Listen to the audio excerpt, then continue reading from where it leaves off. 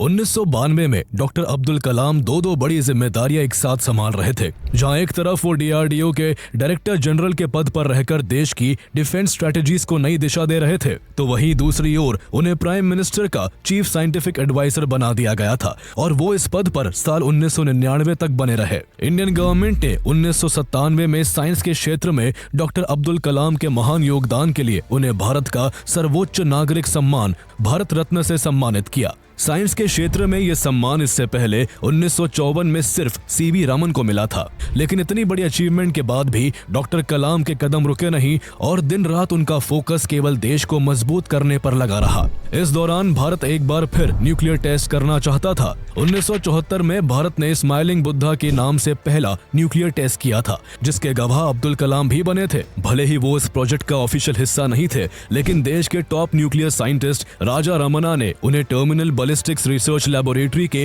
Representative के तौर पर वहां इनवाइट किया था। ऐसे में करीब 2 दशक में भारत ने अपनी न्यूक्लियर टेक्नोलॉजी काफी विकसित कर ली थी और थर्मो न्यूक्लियर वेपन्स बनाने की कैपेबिलिटीज तक पहुंच चुका था। दोबारा न्यूक्लियर टेस्ट के लिए डॉक्टर अब्दुल कलाम ने चीफ साइंटिफिक एडवाइजर और डीआरडीओ के डीजी के रूप में डीआरडीओ और department of atomic energy DAE के बीच स्ट्रेटेजिक कोलैबोरेशन को और मजबूत किया, जो आगे चलकर 1998 के पोखरण 2 न्यूक्लियर टेस्ट में क्रूशियल साबित हुआ। पोखरण 2 का पूरा ऑपरेशन एक्सट्रीम सीक्रेसी में चला। डॉक्टर अब्दुल कलाम ने DAE chairman doctor R Chidambaram के साथ मिलकर इसकी कोर प्लानिंग की। इस न्यूक्लियर टेस्ट को ऑपरेशन शक्ति नाम दिया गया था, जिसमें साइंटिस्ट को भी आर्मी की यूनिफॉर्म पहनाई गई और कम्युनिकेशन में भी साइंटिस्ट ने कोड नेम्स का इस्तेमाल किया। ये सब इसलिए इतनी सीक्रेसी के साथ किया गया ताकि दुनिया की बड़ी ताकतों, खासकर अमेरिका को इस न्यूक्लियर एक्टिविटी की भनक न लगे, क्योंकि इससे पहले साल 1995 में ऐसा हो चुका था।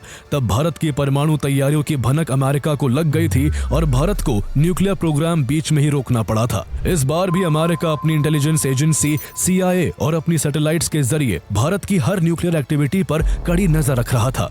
ऐसे में इंडिया को न सिर्फ अपना न्यूक्लियर प्रोग्राम बढ़ाना था, बल्कि पूरी प्रक्रिया को एक्सट्रीम सीक्रेसी में भी अंजाम देना था। इसलिए सिर्फ चुनिंदा सीनियर साइंटिस्ट, मिलिट्री ऑफिसर्स और की पॉलिटिकल लीडर्स को ही इसकी जानकारी थी। डॉक्टर APJ अब्दुल कलाम और डॉक्टर आर चिदम्बरम इस न्यूक्लियर प्रोजेक्ट के कोऑर्डिनेटर थे और उनके साथ डॉक्टर अनिल काकोदकर समेत वैज्ञानिकों की 8 टीम और सेना की 58th इंजीनियर्स रेजिमेंट अपना अहम योगदान दे रही थी। इसका नतीजा ये हुआ कि भारत ने 1998 में 11 मई और 13 मई को राजस्थान के पोखरण में एक के बाद एक पूरे 5 न्यूक्लियर टेस्ट किए, जिनमें थर्मो न्यूक्लियर और फिजन दोनों टाइप्स के डिवाइसेस शामिल थे। इंडिया अब ऑफिशियली एक न्यूक्लियर पावर